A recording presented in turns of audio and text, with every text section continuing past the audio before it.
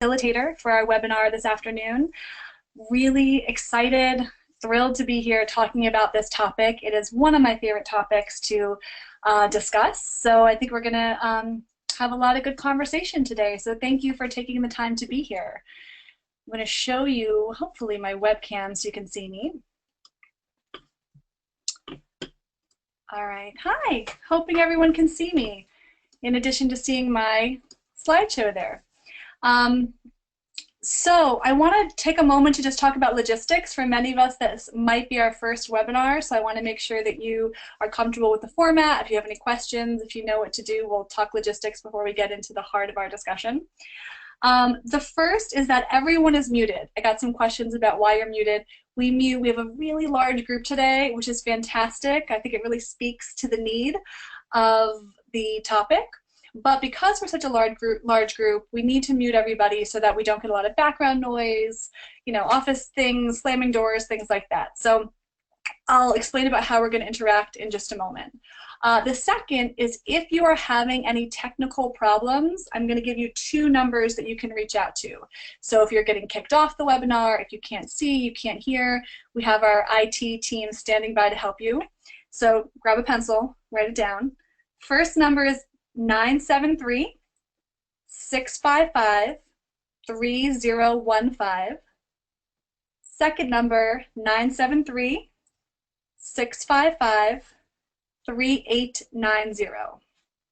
So 973-655, either 3015 or 3890. So if you're having issues, you can give them a call, because unfortunately I can't facilitate and also answer tech questions. There will be questions, I'm sure, about getting your certificate. At the end of the webinar, a little icon will pop up so that you can print your certificate directly today. In addition to that, everyone will get emailed a copy of their certificate and also the handouts. So if you're interested in getting more information on the PowerPoint, all of that will be sent to you in email sometime this week. So certificate, and that will be emailed directly to you. In addition, you can print the certificate today. So how can we interact today? I don't want this to be a one-sided thing. I love webinars because you get to reach a lot of people, but it also feels like I'm just talking to my computer screen. So I want to make sure you're out there and listening. So if you look on your GoToWebinar control panel, that little box that should kind of have your name and muted next to you, there is a box called questions. And in that is how we'll communicate. So I'll ask you questions, you can ask me questions. We have a really, really big number, so I may not be able to get to everybody's questions or discussion points every time, but I'm going to do my best. The second is you can only see your question. You cannot see the whole group's question. So don't be panicked if you're like, is it just me and Carly out there? Because there is a large group of us. I can see everybody. You can only see you. So let's test it out, see if we can make it work. So locate the question box, and what I would love is for some of you to write in what your role is working with young children. As you know, we're partnering with early intervention for this week, and I'm thinking there are a lot of early intervention providers out there, which is fantastic, but we also have people from a lot of different areas of early childhood. So if you want to take a second and just tell me a little bit about what your role is. Wow, so we've got some owners of child care centers, parent coordinators, executive directors, mental health coordinators, fantastic. Early Head Start, preschool teachers, lots of teachers, oh fantastic. Owners, law guardians, parents, great, I'm so happy we have parents out here too. Assistants, wow.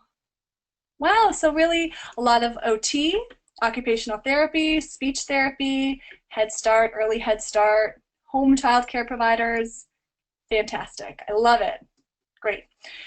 Wow. So we have a lot of different areas that we're all working with children in, but that's great because no matter what your role is, I 100% guarantee you are encountering challenging behavior at some point, even if it's a parent. You'll hear my story today that as a parent, I encounter challenging behavior as much as I do professionally. So speaking of that, I'll just tell you a quick moment about who I am. Again, my name is Carly Aroldi. I am a clinician. I'm a licensed professional counselor. I am a play therapist, so I get to spend my days playing with kids. And I specialize in play therapy for children under the age of 8. So there's not a lot of people that really see children that young in a therapeutic setting. So I'm really excited to be connecting with all of you to kind of bring some of these ideas out there. I'm also a school counselor, and I'm a member of our CEFI team at Montclair State University. So the Center for Autism and Early Childhood Mental Health has a new initiative called the Socio-Emotional Formation Initiative, and our goal is to support emotional and social well-being for early childhood. And so you'll be hearing a lot more about CEFI, and I'll be talking about it a little bit later too, but I am a member of what we call our CEFI squad. So you'll be able to hear more about that as we talk today. So I'm going to take my face out of your screen and go right to our PowerPoint so we can get into it. Hoping everybody can still hear me okay. If you can't, please give a shout out in the question box and we'll see what we can do. All right. So talking about this webinar, as I mentioned before, it is presented under the CEFI initiative at the Center for Education and Human Services at Montclair State. So, I'm sorry, Center for Autism and Early Childhood Mental Health. Part of the funding was provided by New Jersey Department of Human Services, and also we're in support of Grow New Jersey Kids. Please don't repeat this material without our permission. We're always happy to share all of our resources, but we ask that you don't repeat anything in its entirety without permission from the center. Anyone here who is a member of PINJ, that this webinar will be entered in a timely manner, and you will also, as I mentioned, get a certificate emailed to you.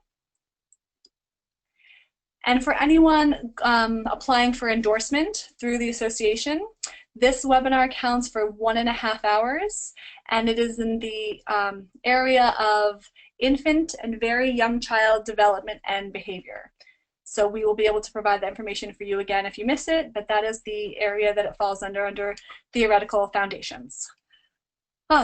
Logistics are out of the way. Are we ready to talk challenging behavior? Let's get started.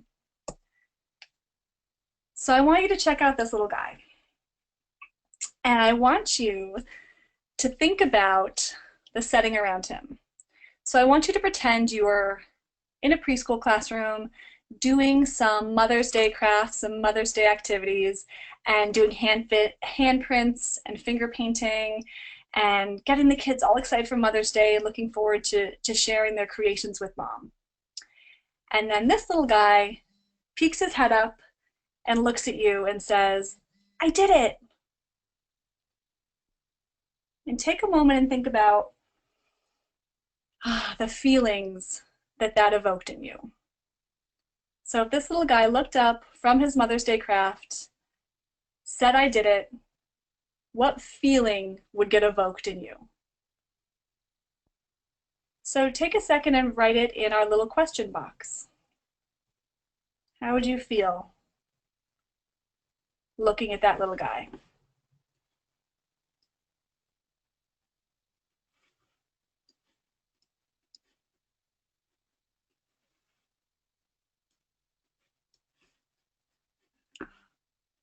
Wondering if you guys can still hear me because I'm not, oh, here we go.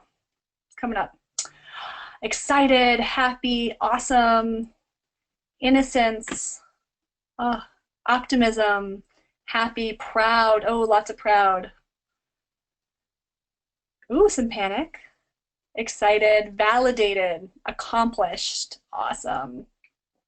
So a lot of really strong kind of positive feelings. Wow, so great. I love it. All right, erase that story from your head.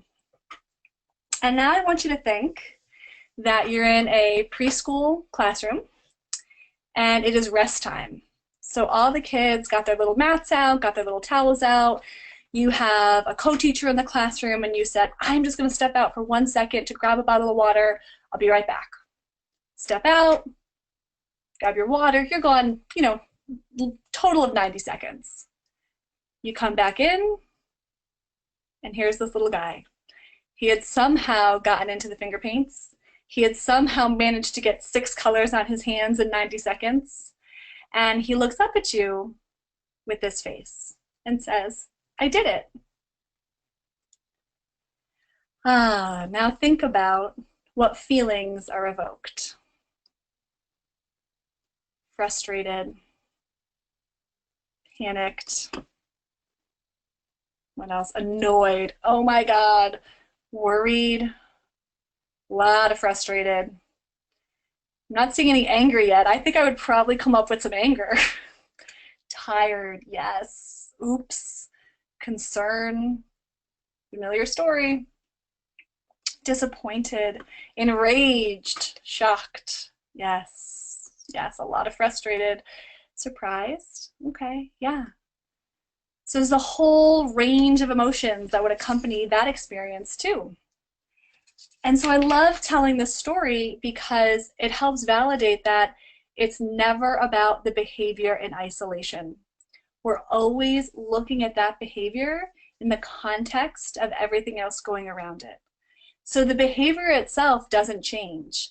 The getting messy with finger prints, putting your hands up and saying, I did it, is the behavior. It's the context around you that is going to cause a feeling, and it's that context is why we label something challenging or not challenging. So it's not the behavior itself, it is what's going on around that behavior, which makes us feel a certain way, and then put the label on it of challenging. So that's kind of the context for our discussion today. So what are we going to do? We're going to talk a little bit about how brain development impacts behavior, identify where these behaviors are coming from and why, what's the root. Think about how your relationship to that child might be fueling the behavior. And then, of course, we're going to develop strategies to reduce and eliminate the behaviors. So I know that many of you may have come for some quick tips and quick tools, which we will absolutely get to. I really want to make sure that I give you some concrete stuff to go back to your children with. But at the same time, I want to emphasize that the foundation of understanding the roots of a challenging behavior is going to lead to the most helpful and effective strategy. So we can't just kind of pick strategies out of nowhere. We have to get to the root of what's going on. And my goal is for you to just pick up one or two things today that's going to shift how you are with the children in your care. Whether it's your personal care, your professional care, your therapeutic care, I'm hoping that there's a shift. I'm hoping that there's a way of being differently after we talk a little bit for a short time this afternoon.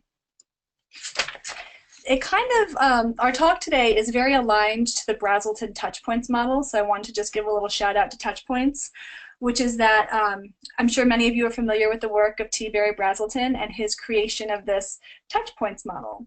And we're going to be offering through Cephi more trainings, and particularly in this model because we're a Touchpoints, Brazelton Touchpoints site. But the idea of a touch point is this predictable period of disorganization. So we know things are going to happen. They're going to cause disorganization and frustration, but that these moments are opportunities. They're opportunities not only to foster guidance in the child, but they're opportunities for parents and professionals to develop a deeper understanding and then have a mastery over what's happening. So we're very much aligned in what the Touchpoints model is looking at. So let's jump into our approaches. The talk is centered around approaches and then action strategies. And our first approach is something that feels really simple, but is not always easy. So simple, but not easy. And that's called a tune-in. So I love this quote from Dr. Becky Bailey, who created Conscious Discipline, which is, "It is from your peaceful mind that a peaceful world is created." The idea is if we want peace with our children, if we want peace in our classrooms, in our homes, in our settings where we work with kids, it needs to start with us.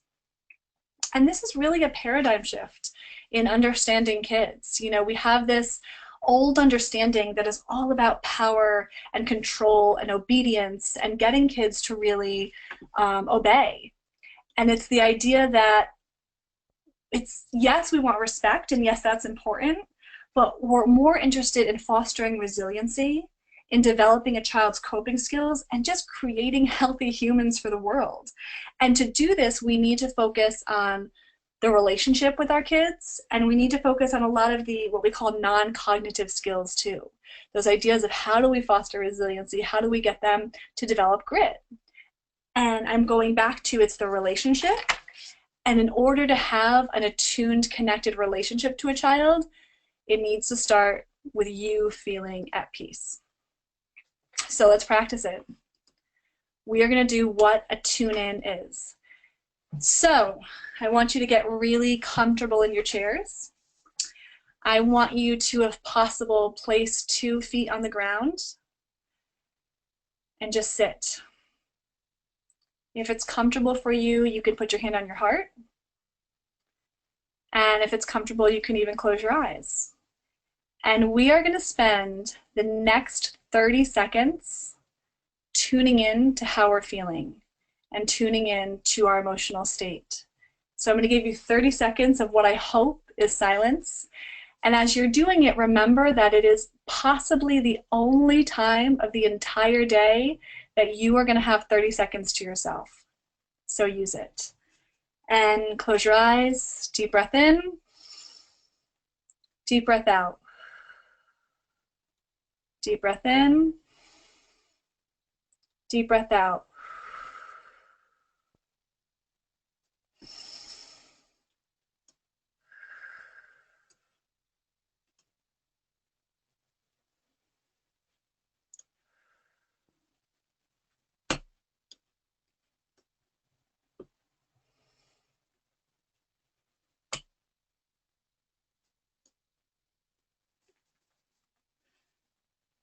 Ten seconds to go.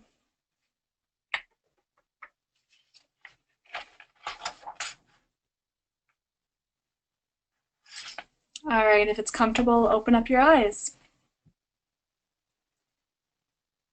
So I'd love to hear how that felt.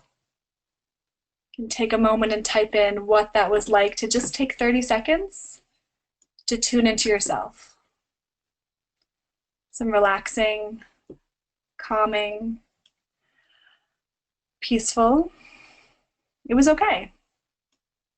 An immediate burden felt lifted. Wow, that's powerful. Not long enough, I would agree. We could do this for the next hour and I'd be satisfied. Felt great tuning into myself. Yeah. Still had my mind racing? Sure. I love it. It's interesting that no one has yet said that it was difficult, because it can be really difficult to slow it down. It can be really difficult to take a moment and say, what am I feeling? That's the work sometimes. This idea that we are going, and it's really hard to slow it down. And the first step in any situation where you're going to be dealing with a challenge is to slow it down and connect to yourself. Because if you're feeling disconnected and frazzled, it's going to come out in your approach with a child. So why do we tune in? We tune in because our facial expressions, our tone of voice, our movements, and our gestures are more powerful than the words that you're saying. So if you're going into an interaction with a child and you're stressed and you're upset and you're anxious and you're mad and you're frustrated, it's going to affect the behavior of everyone in your classroom. And I have the word classroom in here a bit, but again, you can apply it anywhere. It's going to affect your connection to the individual child in your setting. It's going to affect anyone that you're with, but children are particularly affected by it because they don't have the language capability and the reflective capability that we have as adults.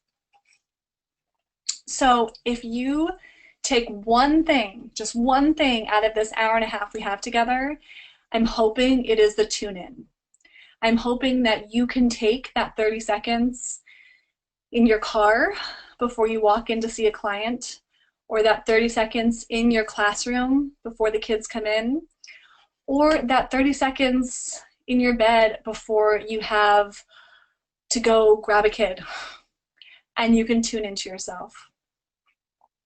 So the idea is that if you tune into yourself, you'll be better able to connect and handle what's coming at you. It's a shift in your energy.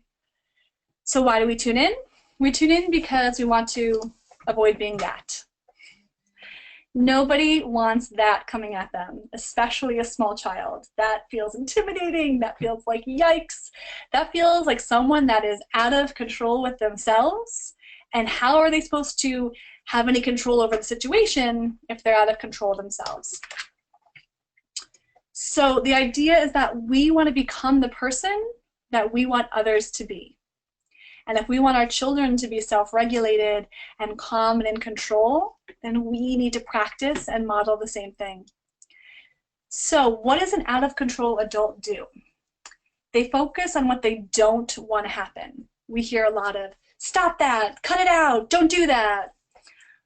The out-of-control adult only sees behavior from their own point of view. You are driving me nuts. Why are you doing this to me? I'm having a bad day, cut it out. And they punish rather than they teach. So they say, go to timeout, and you don't deserve to have this toy, or give that back to so-and-so. It's always punishing, punishing, punishing. And you know, the pyramid model has this really great analogy, which is when children don't know how to do something, when they don't know math, we teach math. And when they don't know how to read, we teach them how to read. If children don't know how to behave, our instinct is to punish. And really, we need to teach them. We need to model it. So if we want kids to control themselves, we have to start and control ourselves. So in this vein of controlling ourselves, I want to tell you another little story. And this one centers on this little guy named Oliver, this adorable little man named Oliver. And I can say he is truly the most adorable child in the world. I'm not just saying that because he's my own. I'm saying that because it's my professional opinion, and I work with a lot of kids, so I can confirm it. But this is my little guy named Oliver, and in this picture, he's about 4 years old. He's 5 now, but in this picture, he had just turned 4 years old. And I'm going to tell you a little story about a challenging behavior moment with Oliver. So a little background on him. Oliver is a lover, not a fighter. He leans more towards anxious than aggressive. And right before this picture was taken, he had just started a new school. So he had never been in childcare before. It was his very first experience in a daycare childcare setting. He went to preschool. And so it was a really big transition for him. And 6 months beforehand, he had also welcomed a new sister. So a lot in his life had kind of gotten shaken up in a short amount of time. He got a new sister, we had also moved, and he started a new school for the first time. So it was the end of September of his preschool year, and my dad had come to visit. And so my dad said, I really want to take you guys out to lunch. So we'll pick Oliver up at noon, and let's go over to East Coast Burger, my favorite burger joint in Ridgewood, New Jersey. Shout out to East Coast Burger. And let's grab a burger when Oliver gets out of school. Said great. So I went to pick him up, and I could feel he was a little on the edge. He was a little bit more cranky, maybe tired, had a long day, but I thought, oh, we'll bring him to East Coast Burger, it'll be fun, he'll get some good lunch, and then he'll go home and we'll rest. He'll go home and take a nap afterwards. But I could feel there was definitely something off in him. We get to the burger place, it's really crowded, it's really noisy, there's kids everywhere, there's yelling, can't find a table, I'm trying to balance the baby and get french fries into the baby's face at the same time, telling him to be quiet and play with your trains and come on, mommy can't do that, trying to feed myself, trying to attune to my dad who's visiting for a short amount of time, and it just felt really chaotic in that moment. So I'm trying to just calm him down, like, you're fine, Oliver, just play with your train, you're good, you're good. And all of a sudden, he slaps me. Just straight across the face, slaps me. So that's the beginning of our Oliver story. And what I have to first do before anything else is I have to tune into myself. When that slap happens, it is really, really easy to just react immediately. But the first thing I had to do was put my hand on my heart and take a couple deep breaths, because I was panicked that I got slapped in front of my dad at East Coast Burger. So as we're talking today, and don't worry, we're going to have more to that story, I'm not going to leave you hanging, but as we're talking today, I want you to think a lot about a child of focus. So it might be a child that is in your care. If you're in a child care situation, it might be a child at your school or at your center. It might be, if you're working in EI, it might be an individual child that you're working with often, or it might be your own child. But think about that child and think about, as we're going through all the different approaches, what might be going on for that particular child. So approach number 2 is to wonder why. I say this all the time to teachers, families, parents. Behavior is just communication. It's just a child's language. Or from the KBCM series, we say it's an observable expression of an unobservable process.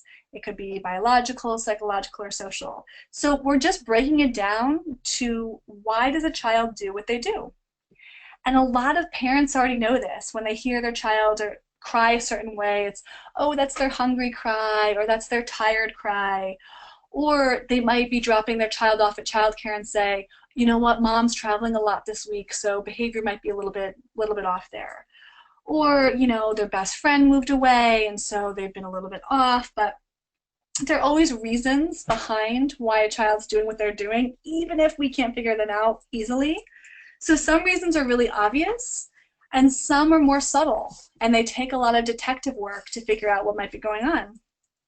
But the thing to remember is that every behavior makes sense to that child, even if they can't articulate it and can't explain why. So parents will often say, well, I asked him why and he had no idea. They really might not be able to know why, but it's part of our job to hunt for it and to discover the reasons underneath the behavior. So like I had said, children often can't tell us what is bothering them, and they communicate it through their behavior.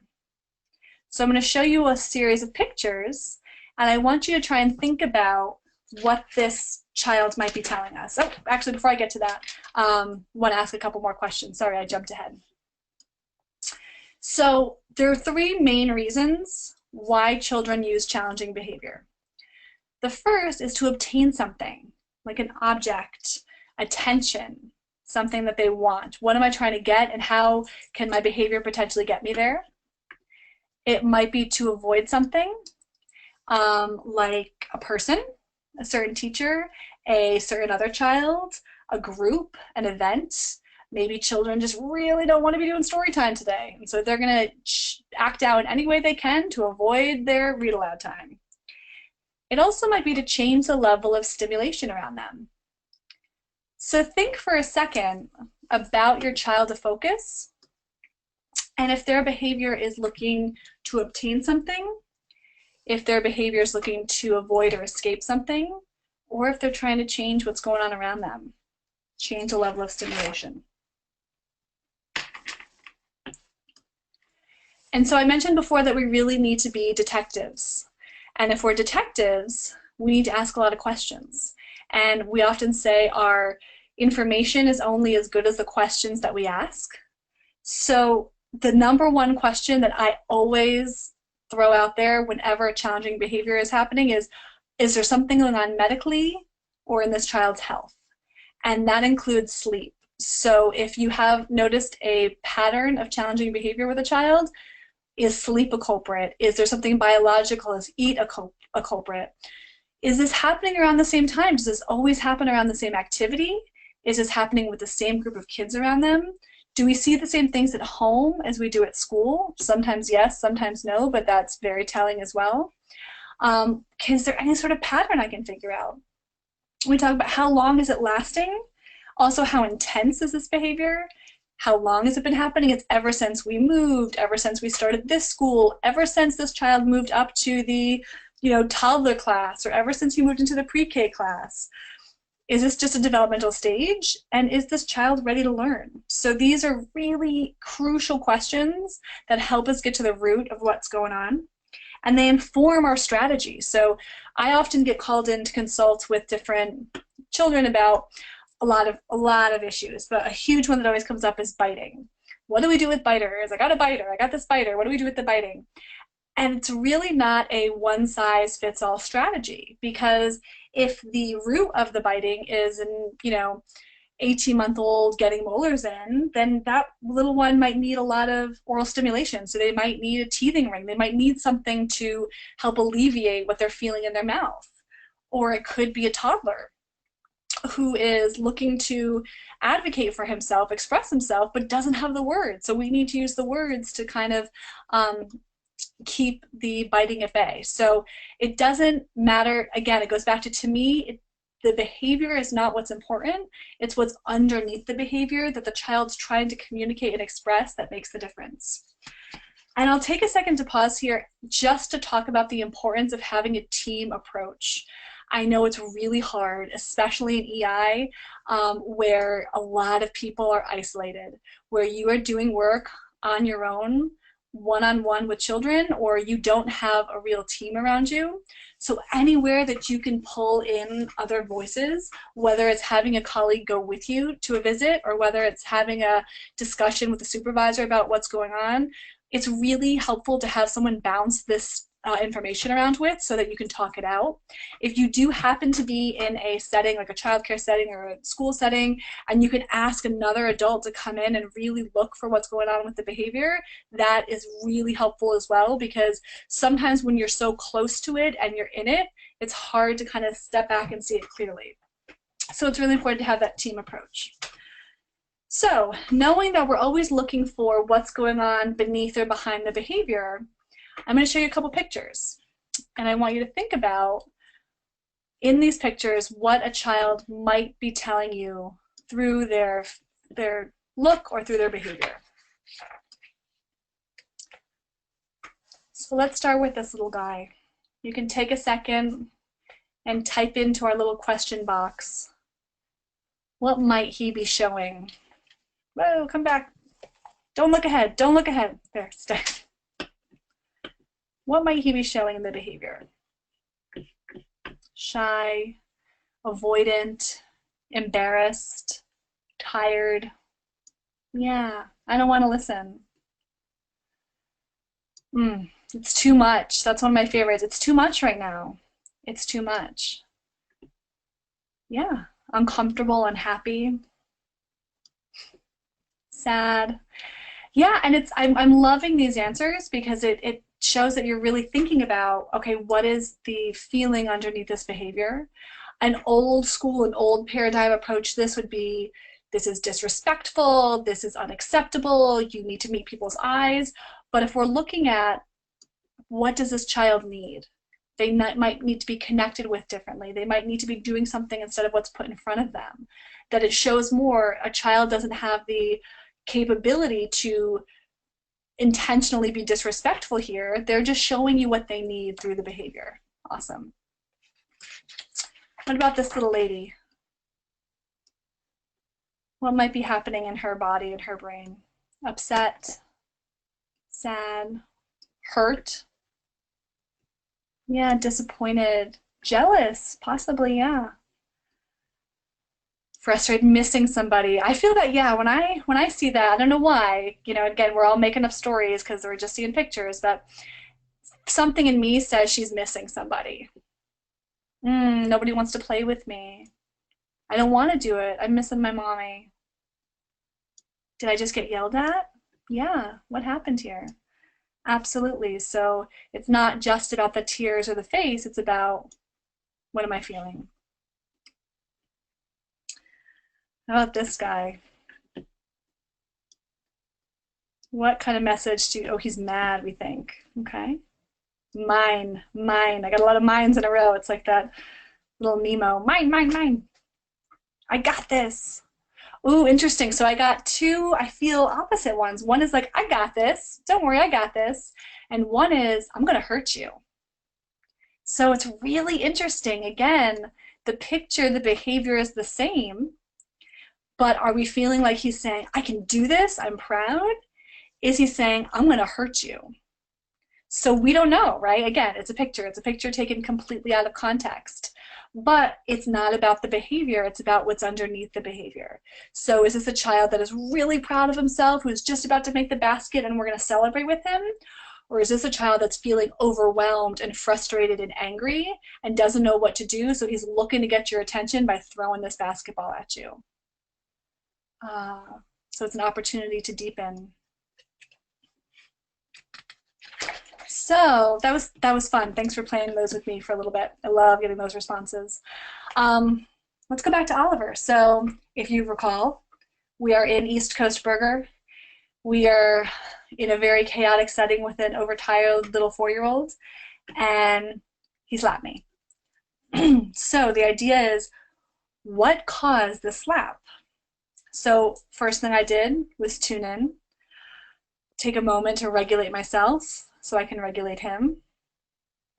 And I want to find out what caused the slap. Keeping in the back of my head that he has recently transitioned to school. He is exhausted. He has been holding it together for 3 hours. He has been taken to a crowded place when he probably needed some downtime, right? He probably needed some moments of quiet, and I took him from a crowded, stressful preschool to an overcrowded, very stressful fast food restaurant. So he was probably looking for 2 things. He was definitely looking to change his level of stimulation. He was looking to not be so overstimulated. And he was also looking to gain my attention. So if I were to think about what's underneath this behavior, if I was really to wonder why and wonder what's going on, then I would think, okay, change the level of stimulation and gain my attention. So that takes us to our first approaches. And I got some questions in here about when we think about the child's emotion, no matter what it is, oh, I apologize for that. No matter what the emotion is, it's important to respect that emotion, and it's important to validate and empathize with it. And absolutely, we are going to get into that in the second half of what we're doing. So don't worry, just put a pin in that, and I guarantee you we're going to get back to it. So we're going to move on for a moment to the brain. And I don't want you to panic when you see a brain diagram. I used to kind of see these in trainings and be like, oh, brain stuff. I don't want to learn about brain stuff. But I promise you it's simple. I promise you it's easy. And I promise you it's going to change a lot of how you look at the behavior. So we're going to talk about the brain in the context of the triune brain, which is something that Dan Siegel kind of first introduced. And it's this idea that at any one moment, we can be in 3 different levels of our brain.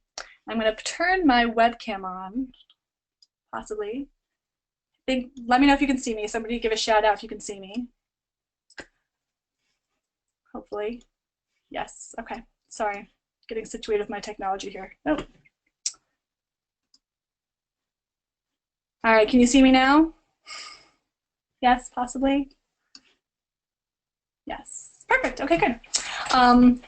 Okay, so let me get back to the slide I want to be on. Hold on one second.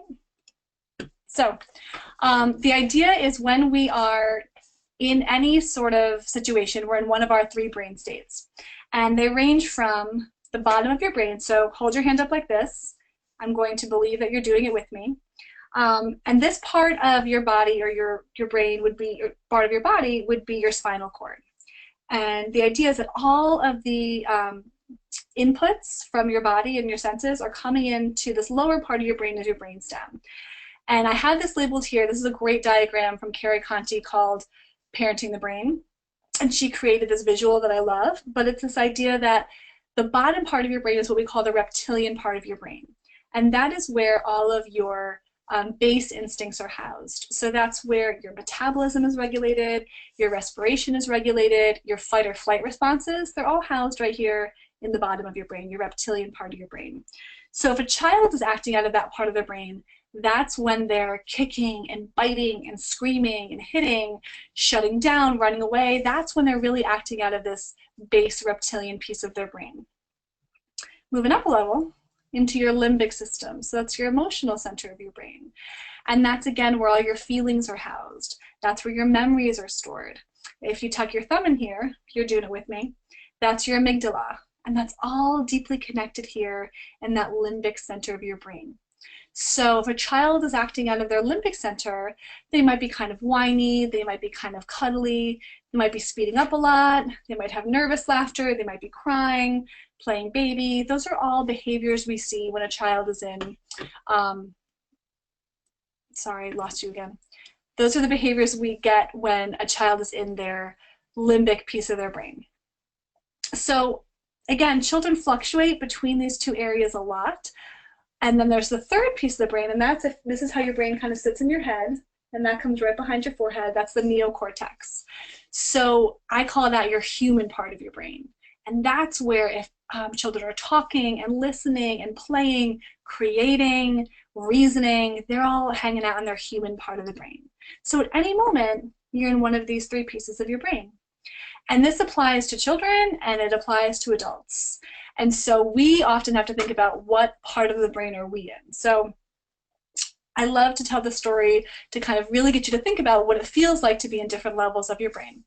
So let's pretend you're driving down the Garden State Parkway, a road I'm very familiar with, and you know, you're in the middle lane doing 75, people are flying by you doing 80, but you're feeling good here.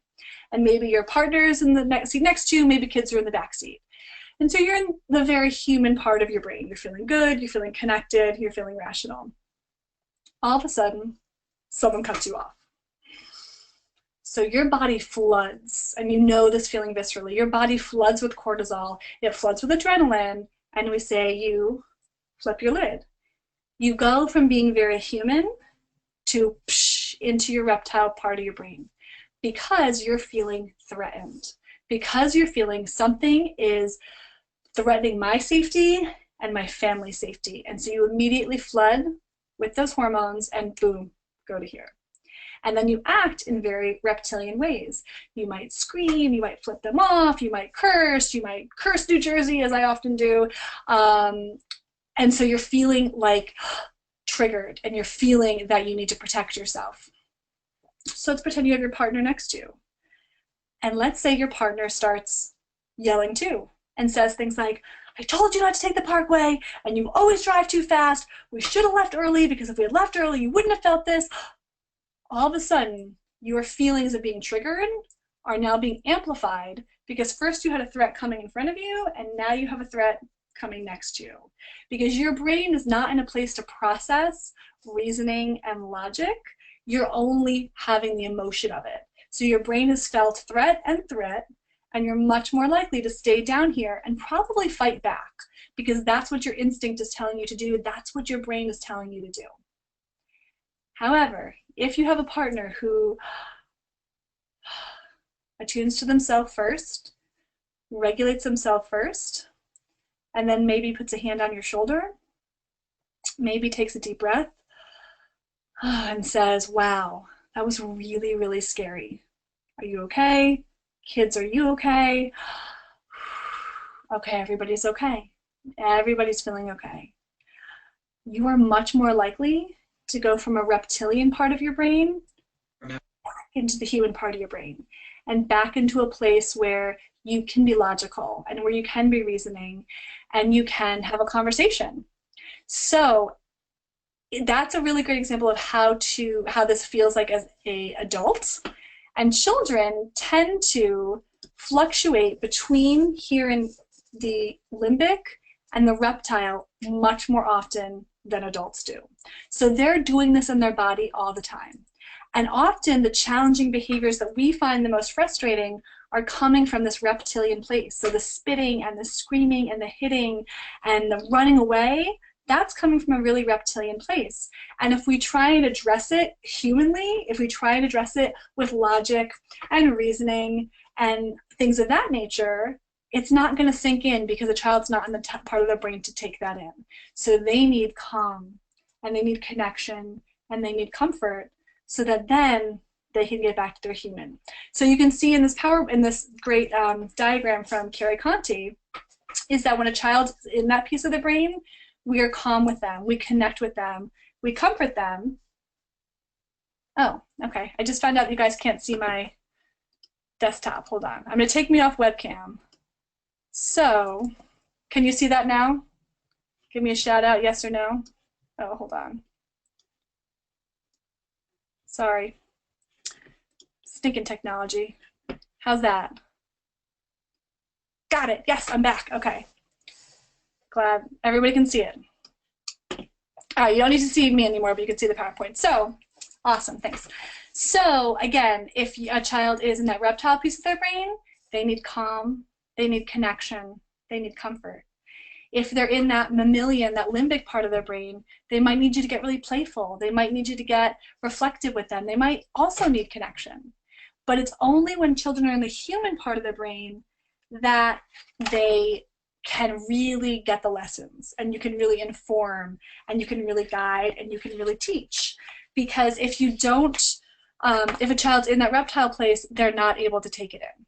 So I hope that makes sense. I hope it wasn't too confusing with the brain stuff. So we'll go from there. So going into Oliver again, I had to kind of wonder what part of the brain he was in.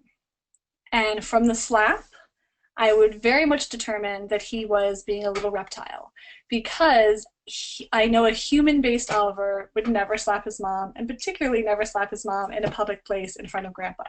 So I had to remind myself he is in a reptilian piece of his brain. So moving on to approach number 4. We want to reframe the behavior. So many times we look at behavior in terms of what it's doing to us, or what it's stopping us from doing, or why it's a problem for us. So the problem is, oh, he whines from the moment he gets here until the moment he gets home. And if we think about that differently, we might need to say he really misses his family, and we need to help him build his relationships at school. So we move from what the problem is, oh, this constant whining, I can't take it, it's so frustrating, to what can I do? I can help him build relationships to alleviate some of those feelings and make him feel more comfortable at school. The other idea is she always knocks over what other children have built with the blocks. And it's the idea of she may want to play but not know how to ask. So we need to be able to give her the language that she needs. So we're focusing again on what is this behavior communicating, rather than on personalizing it or gathering frustration. So we're starting to empathize. Neil made a great comment there. We're moving to empathize and looking at this child's perspective. So thinking about, again, that child of focus, is there a way that you can reframe what they're doing? Even if it's really upsetting to you, even if it's really triggering to you, can you reframe it into what this child is trying to get across through using his or her best way, which is their behavior? And so moving on to Oliver, reframing his behavior. Rather than saying, oh my God, my kid just slapped me, I'm going to lose it. Tuning in. I always start there. I always start with that deep breath and that tune in.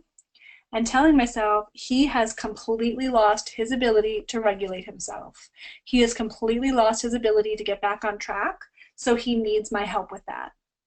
That's the reframe. So it's really easy to reframe when we're sitting here all in our human parts of our brain thinking logically about behavior. It's much harder to do in the moment when we are triggered ourselves, when a behavior moves us from our human brain into our reptilian brain.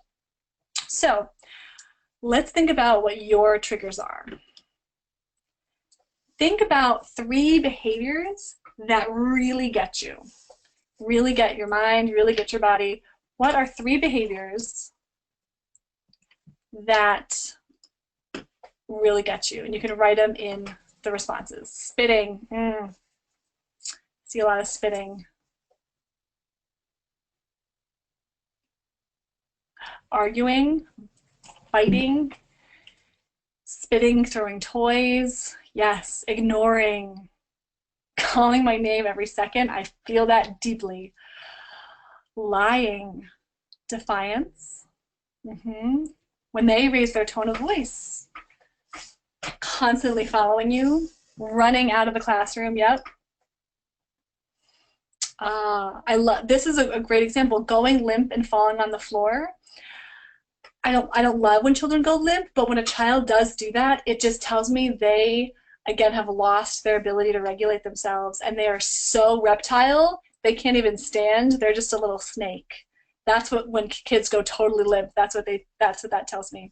Sassing, spitting, yes. Yes, rolling on the floor. Yeah. Laughing when they're being corrected. Yeah, nice. So where did I go here? So the idea is that when you have that triggering behavior, and we all have them, mine happens to be whining because I'm projecting all sorts of ideas onto what that whining is, that we need to think about, why is this particular behavior triggering me? What am I bringing to the interaction when this behavior happens? What do I want to teach this child instead? And how do I want to teach it? So I said before, I can handle tantrums. I am so good at tantrums. I love them because I just feel really empathetic and can really validate. But a constant whine puts me in my reptile brain to the point where I just want to scream. So I have to be really careful around that behavior. I have to be really careful. And I like to talk about, you want to be the thermostat and not the thermometer. You want to set the tone for this interaction, set the temperature for it, and not just be totally reactive to what the child is bringing to you. So again, going back to your child of focus, why does this particular behavior trigger you? And what do you bring to those interactions? And yeah, I'm getting some good comments too, that it's not about controlling the behavior. It's not about controlling the tantrum. It's about self-regulation and controlling yourself so that when you then enter into your interaction with the child, it feels more empathetic and it feels more validating to them. So what are you bringing to interactions when you're getting triggered? So going back to our slap story, I got slapped. Obviously that's a trigger. It is a trigger to get slapped by your own child. I don't care who would argue that with me. And so what did I feel? I was embarrassed. And I was embarrassed that it happened in public, and I was particularly embarrassed because it happened in front of my dad. And I don't think I mentioned this before, but my dad is a retired state trooper. So just the idea of looking at him in a disrespectful way when I was young, let alone slapping, it would have been unheard of. So the fact that this happened in that context of that relationship, yeah, it was very triggering and embarrassing. I want to talk about, what am I bringing to the interaction? And in that moment, I was really angered, and my personal feelings were hurt, and I was enraged in a way. And so I had to remember, that's not taking him into consideration. That was taking myself into consideration. So I had to go back to his point of view. What do I want to teach? I want to teach that it's okay to be angry and okay to be upset, but that it's not okay to hurt me. And how do I want to teach it? I want to teach it calmly. I want to teach it with love. So let's pause there for a second. You'll notice that these are the approaches we're bringing to the challenging behavior. And we haven't even interacted with the child yet. We've done things like tune in. We've done things like, oh, sorry, no, I keep doing that. Wondering why. We've figured out what this child's brain state is like. We reframed the behavior, and we're responding and not reacting. So those are kind of the core approaches that we want to take, and we've done this even before we've interacted with the child.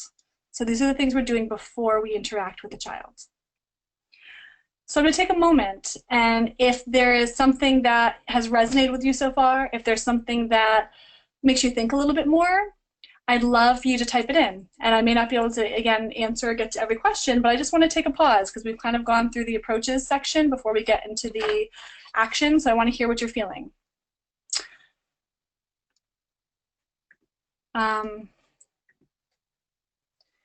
Yeah, it's just, I love this response too. We're talking not only about self-regulation, but co-regulation. So that in order, and we'll talk more about co-regulation in a little bit, but it's that idea that in order to regulate a child, we also need to regulate ourselves. And through our relationship, we help that child to regulate. So we're going to actually get more into that in a moment. This is a really big statement, and I appreciate the respondent who said, this is really hard when I was raised so differently. And I would say amen to that, because not many of us were raised in this way. So this is the work, right? This is the idea that when this isn't how we had a model, when this wasn't what was put in front of us, it's really hard to bring that to our work now. both personally and professionally. So I'm with you there. It's not how I was raised either, and so it can really be a hard bar to jump over. You appreciate responding and not reacting. Great.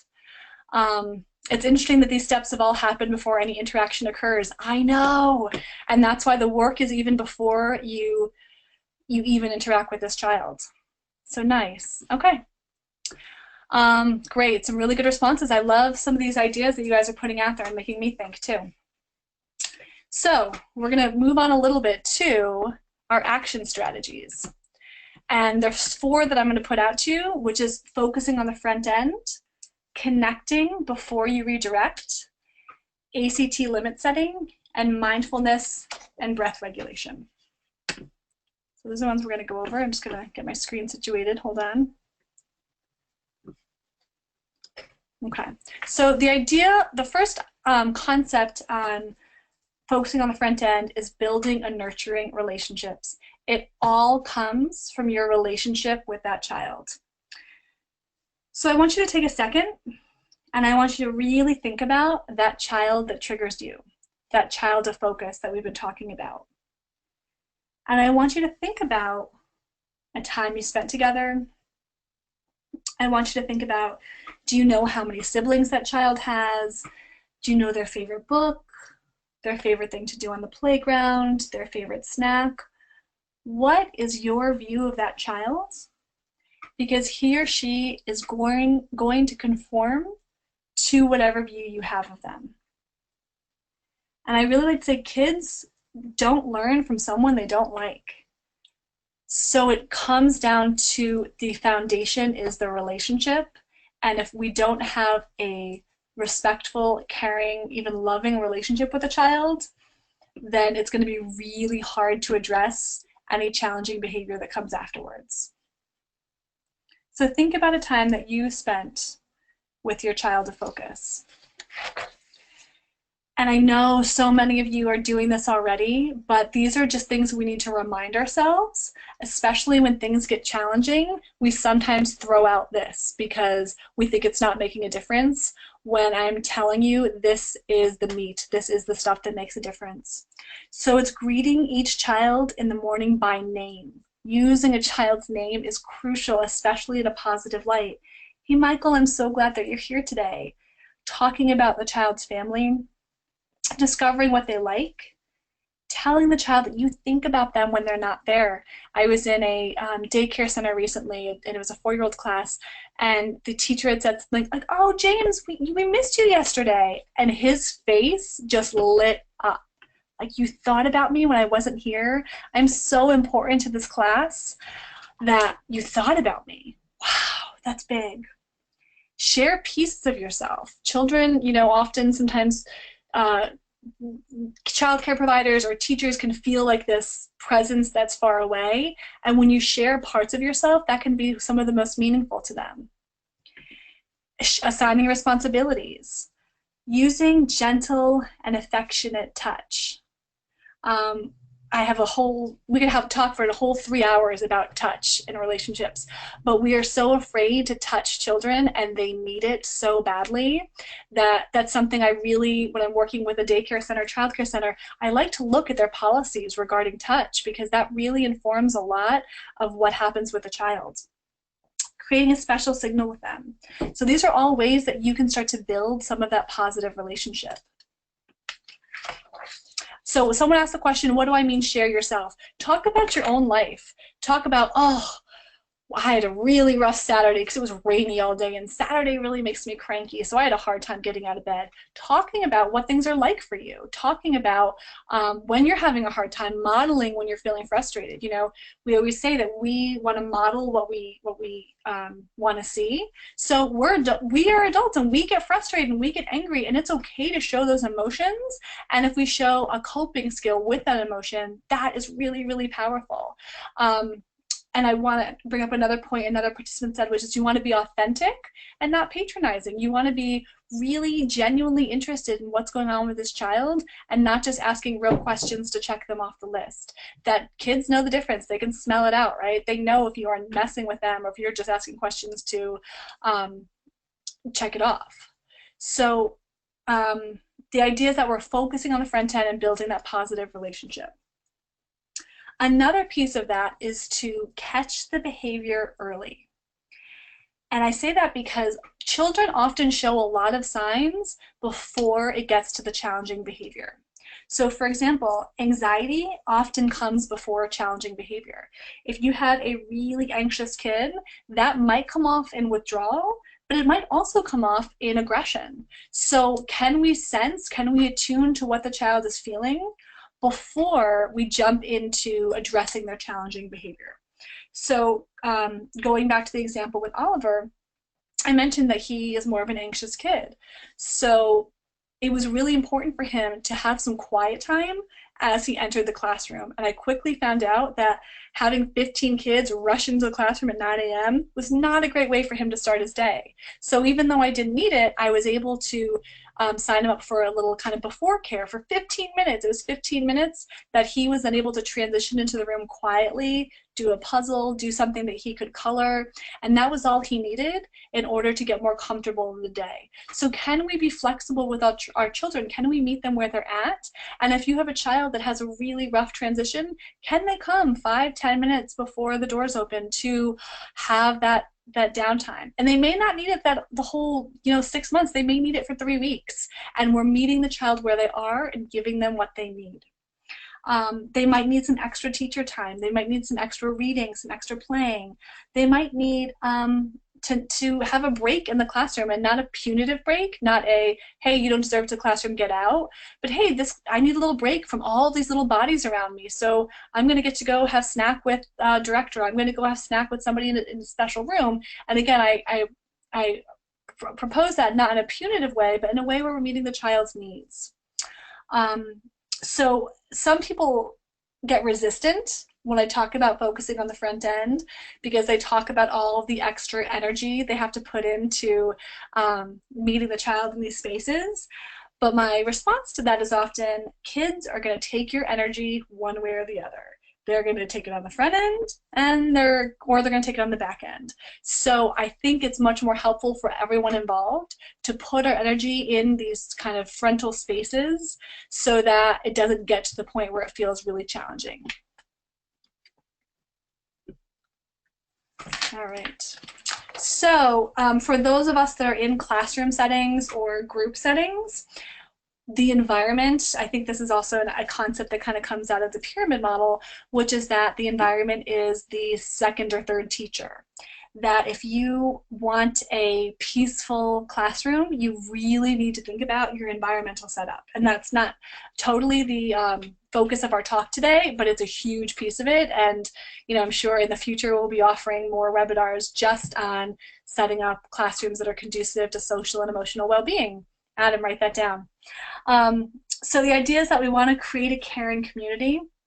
We want to really focus on the physical setup of space. Do we have huge areas where kids are getting into fights all the time, and so we have to kind of partition this off a little bit more? Accentuating the positive. This goes for everyone. Another one of my favorite phrases from Carrie Conti is, what you appreciate appreciates. So if you are focusing and appreciating constantly on things that are not going well in the classroom, you're going to get and see more of that. If you are appreciating things that are going well and things that are flowing and things that feel good, you are going to get more of that too. So what you are appreciating appreciates. Even, this morning I have 2 little ones, and they got out of the house so beautifully this morning, which doesn't happen all the time. So we had major celebrations in the car. I can't believe these 2 kids got out of the house so beautifully. And on days where it doesn't happen like that, I don't focus on it. I know that it's going to be okay again, and I don't drag it out in the car like, you guys need to have more listening, you guys need to have more of this, because that is giving so much energy to what you don't want to see that it starts to create it more and more. Having clear rules, clear routines, clear rituals and transitions is huge. Labeling emotions, providing outlets, and providing choices. We're going to get more into choices in a moment. So for Oliver, focusing on the front end. If I had been thinking about focusing on the front end, I probably would have had lunch at home. And that may have been disappointing to myself, that may have been disappointing to the other adults, but it may have really been what he needed in that moment. And we could have had a rest and gone there for dinner. We could have sent my dad out for takeout. There could have been different options. But when we get so focused on what we want as the adult and what we think should be happening and how kids should be behaving, that's when we get caught up in creating a mess in behavior. And pardon my language, but in therapy we have this term, which is people tend to be shoulding all over themselves, meaning you're shoulding, when that's not reality. When reality is, this is where I am, and this is what I would like to have to happen. So for Oliver, focusing on the front end would have meant having lunch at home. Oh, I love that someone made a great point that besides the classroom, they use this in the playroom where they're babysitting their 6 grandchildren. First of all, God bless, 6 grandchildren, 5 years and younger. Amazing. So you're thinking about the physical setup of your playroom. It's not just a free-for-all with, toys left, right, center. It's a real conscious idea of how am I setting up the environment so that the child is feeling calm and also feeling that they have some ability to choose what they're doing and have space to themselves. Awesome. So our second action strategy is connecting before redirecting. And this comes down to 2 key points, which are eyes and emotions. So if a child's having a challenging moment and showing some sort of challenging behavior, we want to attune to them not only emotionally, but also physically. We need to be where the child is. So we, had a lot of talk in recent years about get on the eye level, get on eye level.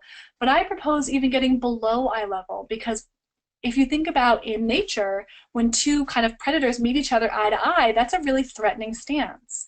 So it's even more important that you get under eye level and you're communicating to that child's brain, possibly to their reptilian brain, I'm coming in peace. I am not a threat. I'm here to say, I'm here to provide help. And sometimes that means getting on the floor, right? Sometimes that means getting, you can't go through the floor, but getting as close as you can to where the child needs to be able to see you. And so you're not only tuning physically, but you're thinking of their emotional state. So what is this child feeling? Are they angry? Are they sad? Are they scared? Are they ashamed? And we want to connect to that and really validate it, because I often say it's not about feeling better right away. It's getting better at feeling. It's that idea of I can be angry and I can be sad and I can hold that feeling and I don't have to numb it out. I don't have to escape it. I don't have to show any sort of it doesn't have to be a negative thing. I can hold that feeling and still be in control of my behavior and my body. That's what we learn through years of practice as adults. And some of us are still working on it and practicing it, and that's the work of it. So when we connect to the child's brain, it helps them to make better decisions. It really, really bothers me when I'm in a store and I hear a parent calling out to a child from 2 aisles down, or when they're down the aisle and they see a child pick up something they don't want them to touch. And I just want to say it would be so much more meaningful if you came into their space. So when we're screaming from across the hall or we're screaming from down the stairs, come down, it's time for bath time, let's go, let's go. That does not have as much power as walking up the stairs and meeting a child where they are so that you can physically and emotionally attune to them before you're making a request. And that's another piece of it, that you need to attune before you make request a child to do something. So I make the comparison to mounting a moving horse. If children are really deep in play, especially a child that has a rough time with transitions, you might need to really attune and jump on that moving horse with them before redirecting them. So it might be, oh, you're having so much fun with this, but now we have to move on to this. So do you want to slither like a snake over there, or do you want to bounce like a bunny over there? It's giving them options. It's making it playful. So it's not like, okay, there was your playtime, and now we're getting serious. You can use play in your transitions as much as you can in the work as well. I want to just say a quick moment about timeouts here too. There's a lot of talk about timeouts, about whether or not that is a useful strategy. My experience has been that when children are behaving the worst is when they need us the most. So when we isolate children, when we tell them that they need to regulate themselves and control themselves by putting them in timeouts, that's not really giving them the guidance and support they need to better manage or regulate their behavior. So it's true that children will often have a timeout and pull themselves back together, but that's usually because they've exhausted themselves and not regulated themselves. So I know that children need you when they're acting in unsavory ways. So I think it's much more productive and much more helpful to the development of a child's brain and coping skills to connect with them in those moments than it is to isolate them.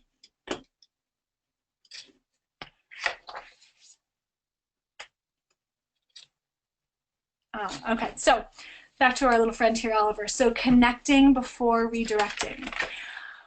Slap happened.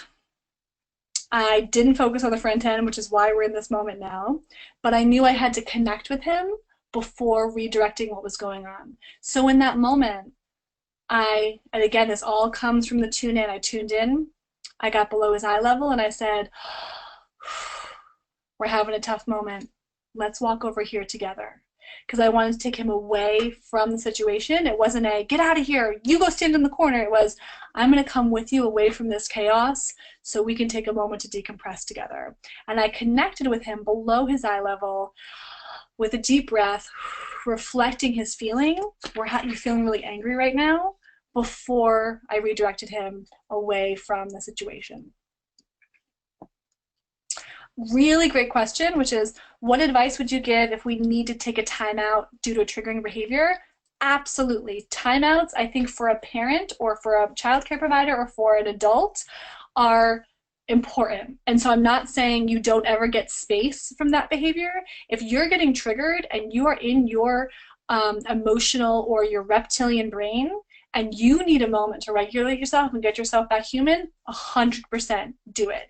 Take the space, take the time, because you don't want to be reacting out of one of those lower brain states. You want to be really human when you're addressing this challenging behavior. So yes, thank you for bringing that up. And if you are using a timeout so you can get space for yourself, do that. But I would also be really verbal in that, like, I need a moment. I'm just going to need a moment where I put my hand on my heart and I step away for a second and I back away. So I wouldn't phrase it as, you need to leave because mommy's going to start yelling. I would phrase it as, I need a moment to get myself feeling okay before we talk again. So again, you want to do that age appropriately and also setting appropriately. You obviously can't walk out of a childcare classroom to center yourself if you have 20 little ones on the floor. But you can take a deep breath. You can steady yourself. You can do everything and still be physically present, but emotionally recollect yourself. So that's about connecting before redirecting. All right, moving on to ACT limit setting. So this is a really powerful way to set limits that is empathetic and also validating. So Gary Landreth is basically the grandfather of play therapy and wrote a lot about child-centered play therapy and kind of created the theory as we practice it now. But he created this theory that we apply in play therapy situations all the time, but we can also apply it to outside the playroom as well. So if you have a child acting in a way that you want to address, the very first piece is to acknowledge what the child is feeling and acknowledge what the child is desiring. So if they're throwing sand up into the sandbox and it's just getting all over all the other kids or getting all over you, or you just want to keep the sand in the box, the first thing is you acknowledge what they're doing or wanting. You really love throwing that sand in the air. You really love that. You're having so much fun with that. You're joining them. You're joining them in that moment. That's the A, acknowledge. This, come back, sorry. Yeah. The C is communicating what the limit is, but sand stays in the box. And the limit is really concise. It's really just a very short and clear statement, and it's not emotionally driven. It is, sand stays in the box. It's not said with anger, it's not said with frustration, it's said authentically. And then, that's the C, communicate the limit, and I always say 10 words or less, you gotta say in 10 words or less. And the T is to target alternatives. You can throw leaves in the air, or you can scoop sand in the truck. So it's letting that child take their energy into something else, especially in toddlerhood, especially in preschoolhood. Children have a really difficult time just stopping the behavior with no other outlet. So it's really important that we give them an outlet to direct that energy. So that T is to target alternatives. You really love throwing sand in the air, but sand stays in the box. You can throw leaves in the air, or you can scoop sand in the truck. Simple, precise, and the biggest piece of this is that you are not emotional in the moment. You are not feeding it with your own frustration, anger, or emotional energy. A lot of times I'm getting some questions will be, well, what if they keep throwing the sand? What if they keep throwing the sand? And absolutely, you're not going to get every kid that's like, oh, thank you for reflecting me. I'm going to change my behavior now.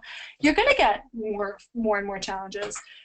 The key there, number one, stick with the tune-in. Stick with keeping yourself centered. Keep with keeping yourself grounded. And then you might need to change the choices. I see that you really love throwing sand in the air, but sand stays in the box. You can choose to do this. You can choose to, throw leaves in the air, or you can choose for the sandbox to go away for the day. So you change the choices depending on the behavior. Thinking that makes sense. And that, like I said, ACT limit setting can be really, really powerful. So it's something that I'm hoping that you can start to apply, because it's about reflecting the emotion, setting the limit, and giving them alternatives. All right, so with Oliver, what did ACT limit setting look like in that moment? You are really mad and you want to hit mommy right now, reflecting his feeling and reflecting his desire. But mommy is not for hitting. Really clear, really unemotional, and just concise. You can bang on the wall, or I can give you a tight squeeze. And in that moment, we go back to the importance of wondering why. Why was this behavior happening? And it wasn't that he needed it wasn't that he needed the sensory input of banging. It wasn't that he needed something to hit, as maybe a younger child would. He needed my engagement and he needed my attention. So he chose the tight squeeze or the hug. So you're really mad at mommy right now, but mommy is not for hitting. You can bang the wall, or I can give you a tight squeeze. ACT limit setting. All right, and our final strategy, mindfulness and breath regulation. I love this quote, that if every 8-year-old in the world is taught meditation, we will eliminate violence from the world within 1 generation. So it's this concept that we want, just the way we did at the beginning of our time together, where we took 30 seconds to check in with ourselves. We took 30 seconds to figure out what we were feeling. We took 30 seconds to regulate ourselves. That's the same thing we want to teach kids. That's the same thing that we want to show them, that they can start learning to self-regulate. They're going to start by doing it through you. That's co-regulation. They're going to start by plugging into you to regulate yourself, and then regulate themselves, and then they're going to start doing it on their own. So there's so many ways you can go with this. There's listening mindfulness, there's eating mindfulness. It's basically coming to our senses and becoming aware of our senses. There's a great curriculum called the Mind Up curriculum, which talks a lot about incorporating mindfulness as young as, I think it starts in pre-K. It starts in like 3s and 4s. So that's a great resource to look at if it's a topic you're interested in. But it's something you can do in the whole classroom. It's something you can do in your home, and especially with EI providers, it's something you can do to start your sessions. If this is part of your routine, everyone's going to come through, or everyone's going to be connected and be calm, jumping into the work that you need to do with them. So the first is the star breath. And it might be, if you have a kid that has a lot of different challenges, you might ask them to lead the class. You might ask them to model it. So let's all smile. Let's take a deep breath and relax. Smile, take a deep breath, and relax. My personal favorite is pizza breath. So you have the child hold up their hand and you ask them to really visualize and think about what is your favorite kind of pizza? What kind of pizza do you just love the most? Pepperoni, that sounds so delicious. Okay, I want you to put the piece of pizza under your chin, and they hold their hand under their chin. And you say, now breathe in and smell how delicious that pizza is. Smell the gooey, yummy cheesiness. Oh my gosh, it's so delicious, but it's too hot. So blow on it, blow out. Blow through your mouth. Breathe in.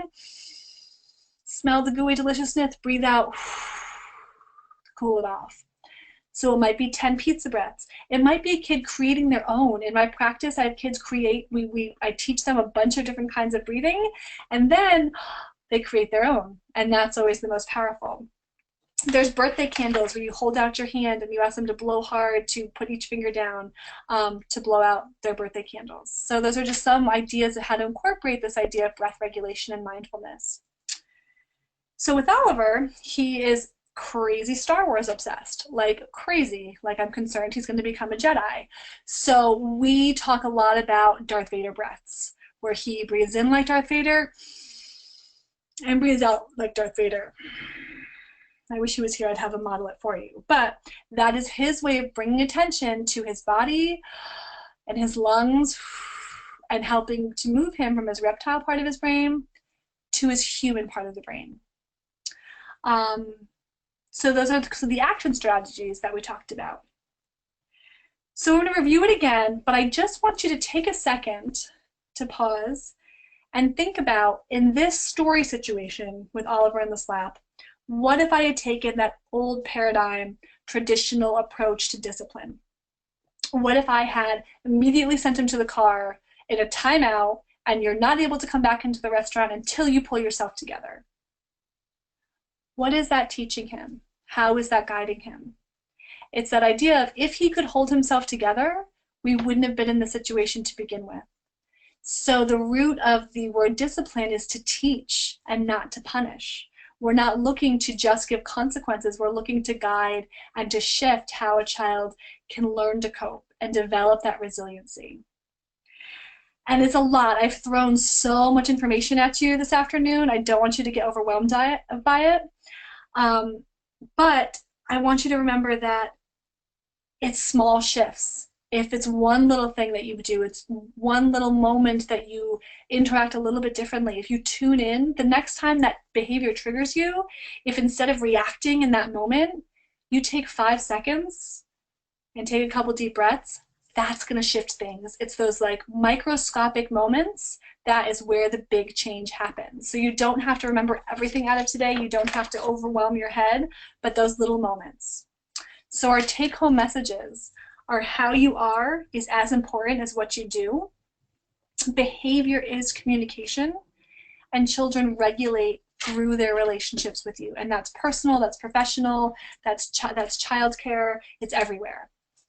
So I'm going to stick around for another minute or two to hopefully get to a couple of questions. I know we're coming right up on time, but I do want to give you guys a moment. But just to reflect back on our approaches to tune in, to wonder why, talk to the brain, reframe the behavior, respond, don't react, and then your strategies. Focus on the front end, connect before you redirect, your ACT limit setting, and mindfulness.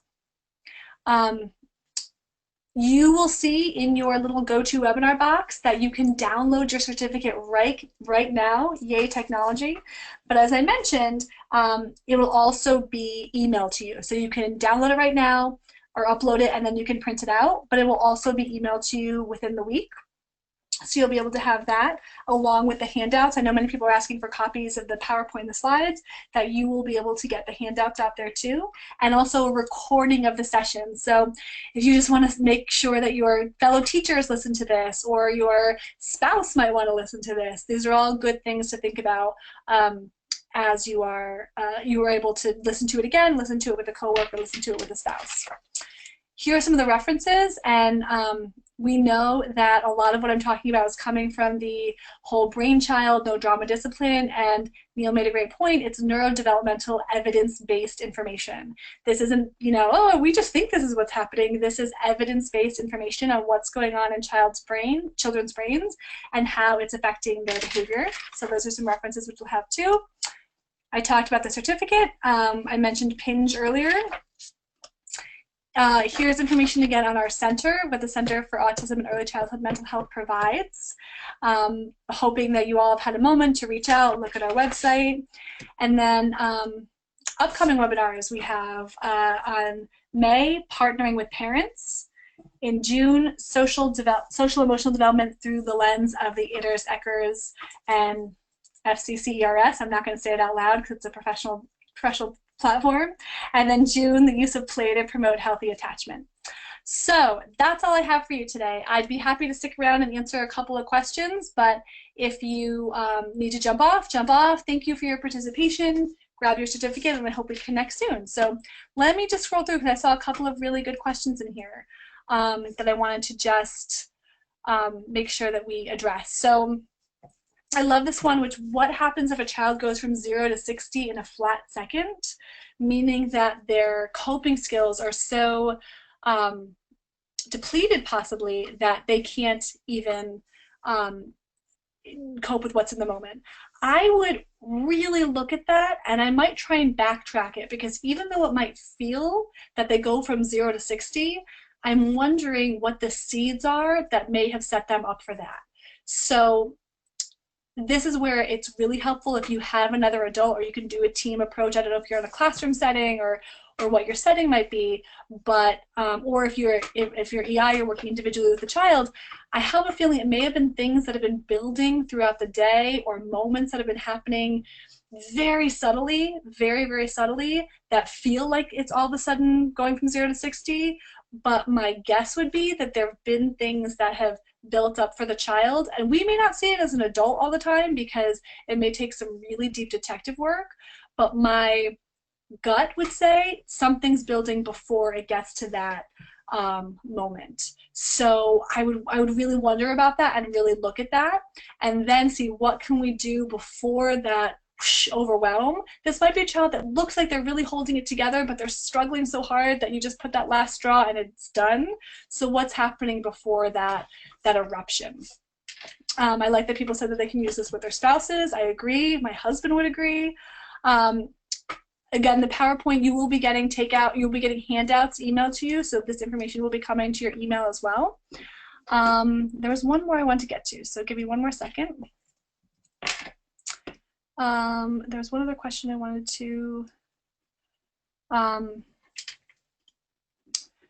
yeah, so it's again just the idea that we want to be really authentic in our interactions with children, and I think that's part of what the discussion is about, that it is coming from our genuine selves and connecting with this child rather than worrying about what the obedience or power dynamic looks like. What is authentic in me connecting to authentically in that child? And it's through that relationship, through that connection, is what is going to build on fostering coping skills and eliminating some of these challenging behaviors. So I see that we are right up on 1:30. I could talk for the next 6 hours, but I'm told I need to wrap up our webinar before it kicks me off. So I want to thank everyone again for being here. Thank you for your really beautiful feedback, questions, participation. I love how thoughtful our group was today, and I'm really looking forward to connecting again soon. Hope you can join us for one of our webinars in May or June. Look forward to connecting soon. Thanks, everyone.